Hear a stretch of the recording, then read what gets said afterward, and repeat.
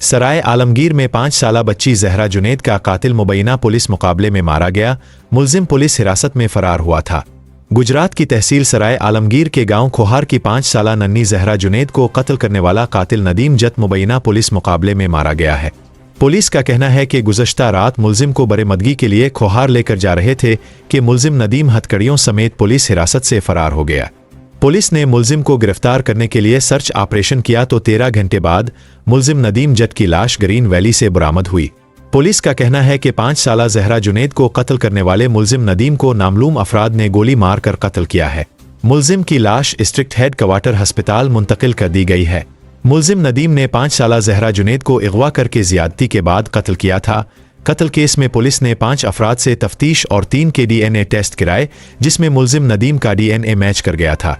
गुज़श्ता रोज police ने मुलजिम नदीम को गिरफ्तार किया था, जो नन्ही जहरा का पड़ोसी था। दौरान तफ्तीश मुलजिम ने 5 साला बच्ची को ज्यादती के बाद कत्ल करने का एतराफ़ भी किया। इससे कबल 5 साला नन्ही जहरा जुनैद की पोस्टमार्टम रिपोर्ट सामने आई थी, जिसमें बच्ची से ज्यादती की तस्दीक हुई थी। पुलिस का कहना है कि सराय आलमगीर के इलाके खोहार में एक हफ्ता कबल कमसिन जहरा जुनैद को अगवा और ज्यादती के बाद कत्ल करके इसकी लाश बोरी में बंद करके 25 से 30 फुट की ऊंचाई से एक बंद घर में फेंकी गई थी। सराय आलमगीर पुलिस ने केस में 5 मुश्तबा अफराद को हिरासत में लिया था, जबकि मकतूला के वालिद जुनैद की मुद्दत में नामलूम अफराद के खिलाफ मुकदमा दर्ज किया गया था।